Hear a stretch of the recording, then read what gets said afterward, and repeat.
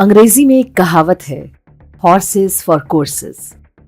शाब्दिक रूप से अर्थ है कि अलग अलग मैदान में दौड़ने के लिए अलग अलग घोड़े होते हैं। जो एक व्यक्ति या स्थिति के लिए उपयुक्त है, वही दूसरे के लिए अनुपयुक्त हो सकता है। वामपंथ बिल्कुल इसी सिद्धांत पर काम करता है। वे अलग अलग स्थितियों के लिए अलग अलग किस्म के नैरेटिव तैयार रखते हैं। उदाहरण के लिए अफगानिस्तान, पाकिस्तान और बांग्लादेश में उनके लिए स्त्रियों और अल्पसंख्यकों के अधिकार कभी मुद्दा नहीं बनते। वहां उनकी मजहबी स्वतंत्रता के अधिकार का महत्व होता है। हमास जब इजराइल में बच्चों की हत्या और स्त्रियों का बलात्कार करता है तो मानवाधिकार का विषय बेकार हो जाता है। जब यूनिवर्सिटी में LGBTQ का झंडा उठता है तो फ्रीडम ऑफ एक्सप्रेशन के अधिकार का महत्व नहीं रह जाता। वे स्त्रियों को फेमिनिज्म पर बहलाते हैं, फैक्ट्री वर्कर्स को मजदूर के अधिकारों का झांसा देते हैं और अब व्यापारियों को मोनोपोली से डरा रहे हैं। हर वर्ग के लिए एक नए तरह का पीड़ित भाव या विक्टिम आइडेंटिटी तलाशना, हर समाज में नया संघर्ष या कॉन्फ्लिक्ट नैरेटिव खड़ा करना और हर स्थिति के लिए नई रणनीति बनाना उन लोगों का काम है जो वामपंथ की नीतियां नियमित रूप से गढ़ते रहते हैं। इन्हें हम वामपंथी थिंक टैंक कह सकते हैं। अमेरिका में उन्हें गहरा झटका लगा कि वोकिज्म के नाम पर उन्होंने नया फ्रंट तैयार किया था। उसकी पोल खुल गई।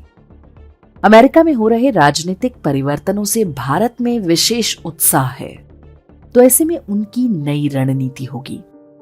पूरी संभावना है कि वे उन सारे मुद्दों को उछालेंगे जिनके आधार पर डोनाल्ड ट्रंप को भारत के विरुद्ध स्टैंड लेने के लिए उकसाया जाए। अमेरिका में नियमित रूप से चर्च जाने वाला प्रोटेस्टेंट ईसाई समुदाय डोनाल्ड ट्रंप का एक बड़ा जनाधार है। ऐसे में भारत को यदि एंटी क्रिश्चियन दिखाया जा सके तो ट्रंप को दबाव में लाया जा सकेगा। आप तय मानकर चलें कि एक बार फिर से भारत में चर्च पर हमलों के समाचार तेज होंगे। चर्च की खिड़कियों के शीशे टूटने लगेंगे, ननों के साथ बलात्कार की खबरें फैलाई जाएंगी। मणिपुर एक संवेदनशील राज्य है। वहां आग पहले से ही सुलग रही है। शुरुआत वहीं से हो सकती है। झारखंड, उड़ीसा और छत्तीसगढ़ भी इस नैरेटिव के लिए उपजाऊ जमीन है।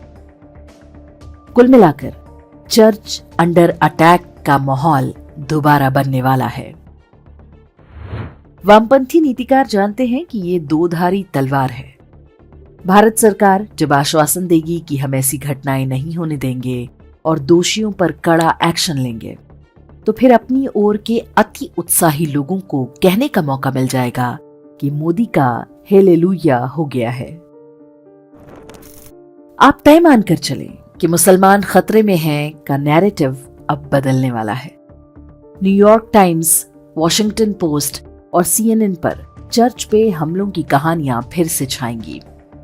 भारत में ईसाई तंत्र के मीडिया संस्थान उन कहानियों को बिना फैक्ट चेक किए दिखाएंगे। कोई पादरी बाथरूम में फिसल भी जाए तो समाचार ऐसे छपेगा जैसे मोदी ने उसे धक्का दे दिया हो। यदि आपको ये अतिशयोक्ति लग रहा हो तो टाइम्स ऑफ इंडिया में छपा ये समाचार देखें। ट्रक पलटने से एक व्यक्ति की मौत हो गई। समाचार ऐसे लिखा गया मानो जनजातीय व्यक्ति को देखकर ट्रक जानबूझकर पलट गया हो। ये एक उदाहरण है। ऐसे फर्जी नैरेटिव बनाना वामपंथी मीडिया के लिए बाएं हाथ का खेल होता है। अपनी सुविधा के अनुसार वो ईसाई और इस्लामी संस्थाओं से सहायता लेने में भी विशेषज्ञ होते हैं। आने वाले दिनों में अखबारों और चैनलों पर चर्च या ईसाइयों पर हमले के किसी भी समाचार पर आंख मूंद कर विश्वास न करें। इस बारे में विदेशी मीडिया में छपने वाले फेक न्यूज का विरोध उनके सोशल मीडिया और ईमेल अकाउंट पर दर्ज कराएं। जो भारतीय मीडिया संस्थान ऐसे हिंदू विरोधी झूठ को फैलाने में सहायता करते हैं, उनके मालिकों, संपादकों और पत्रकारों को टैग करके अपना विरोध व्यक्त करें। यदि आप वकील या सामाजिक धार्मिक संस्था हैं तो ऐसे अफवाहबाजों के विरुद्ध धार्मिक घृणा फैलाने का केस थाने में दर्ज कराएं। वामपंथ हो या कोई अब्राहमिक मजहब, भारत सभी के लिए शत्रु है। अभी रणनीतिक रूप से कोई विदेशी सरकार यदि हमारे अनुकूल है तो वो इसे कभी सहन नहीं करने वाले। ऐसे में हम मूक दर्शक नहीं बन सकते। इस युद्ध को हमें भी लड़ना ही होगा।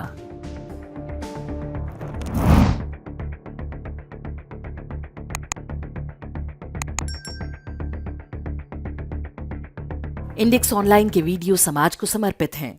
आप इनको डाउनलोड करके जैसे चाहे वैसे प्रयोग कर सकते हैं। चाहे तो आप हमारे टेलीग्राम चैनल से जुड़ सकते हैं। वहां सारे नए पुराने वीडियो आपको मिल जाएंगे। हमारे सोशल मीडिया लिंक हर वीडियो के डिस्क्रिप्शन में होते हैं। हमारा एकमात्र उद्देश्य हिंदू समाज को जागृत और एकजुट करना है। इसमें सहभागी बने। धन्यवाद।